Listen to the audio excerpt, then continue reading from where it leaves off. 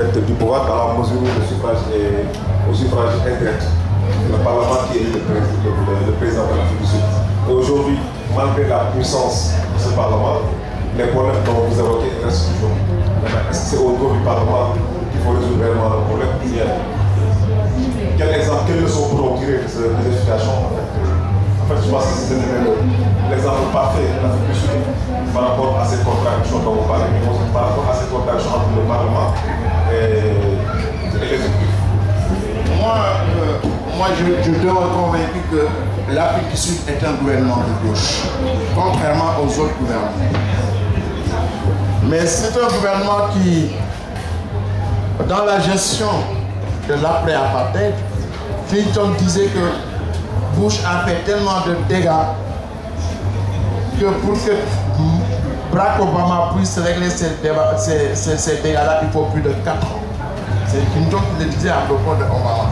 Je considère que l'apartheid a fait tellement de dégâts que jusqu'à présent, 17 ans après l'arrivée de Mandela au pouvoir, 18 ans après l'arrivée de Mandela au pouvoir, je trouve que l'Afrique du Sud est dans une situation de transition.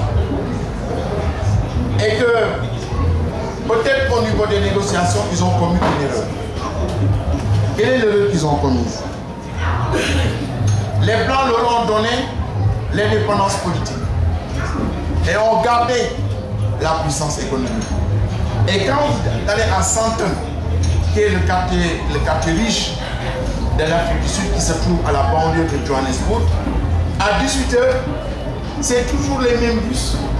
Ils prennent les nègres qui n'habitent pas Sandton et qu'on amène dans les townships.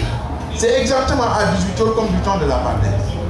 Donc quel est le problème qui se pose au niveau de l'Afrique du Sud? D'abord, l'immensité des problèmes à régler. Le fait que les politiques, là, les humains et tout ça, ils n'ont pas entre les mains l'économie. C'est les Blancs qui ont en main l'économie. Un jour, il y a eu des émeutes en Afrique du Sud, dans un certain nombre, à Johannesburg, dans un certain nombre de quartiers. Des émeutes contre les Zimbabwéens. Moi, je suis allé au siège du Parti communiste, ou bien au siège de l'ANC, en disant comment se fait-il que les Africains du Sud, avec toute la mobilisation que les Africains ont faite pour faire tomber l'apartheid, soutenu par tous les pays africains, comment ils peuvent avoir le même comportement qu'on trouve en Europe par rapport aux étrangers? Et ils me disent que le patron qui recrute, l'Africain du Sud ne peut pas accepter un travail en deçà de 150 rentes par heure. Mais le Zimbabwéen qui lui donne 40 rentes, il accepte de faire le travail. C'est fait qu'on se trouve dans une situation où socialement, ce n'est pas tenable. Les Africains du Sud, dans leur propre pays, ils ne peuvent pas trouver du travail. Alors que les gens qui viennent du Mozambique, qui viennent du Zimbabwe, ils parviennent à trouver du travail. Voici les problèmes auxquels est confronté le gouvernement d'Afrique du Sud. Et je suis persuadé qu'avec une meilleure gestion, c'est sur ça que je veux revenir. Ils ont pris l'exemple du Zimbabwe, ils ont pris l'exemple de l'Algérie. L'Algérie, ils ont l'indépendance, ils ont chassé les Blancs. 50 ans après, les terres laissées par les Blancs en Algérie ne sont pas défrichées. Personne ne les exploite. Ils ont pris l'exemple du Zimbabwe. Le Zimbabwe a commencé à chasser les Africains. Mais dès le début, Mandela a dit les Blancs, leur pays, c'est l'Afrique du Sud. On bénéficie exactement comme Lénine l'a fait avec les généraux russes. Lénine a dit, je garde les généraux russes, je garde les chefs de l'armée, c'est des généraux blancs, mais les généraux blancs, c'est-à-dire les généraux russes. Ça, Lénine a gardé les généraux russes. Ils ont essayé de faire la même chose en gardant les blancs, ne pas les chasser comme on l'a fait en Algérie, ne pas les chasser comme on l'a fait au Zimbabwe, ils les ont maintenus. Mais j'ai comme l'impression qu'il y a eu un piège dans la mesure où c'est les blancs qui contrôlent l'économie, et ils contrôlent l'économie non pas dans une option de gauche, dans une option progressiste, dans une option socialiste, ils maintiennent l'économie dans une option libérale, néolibérale, malgré la richesse de ce pays. Ce n'est pas les pauvres qui en bénéficient. Et j'ai eu l'exemple d'une étudiante.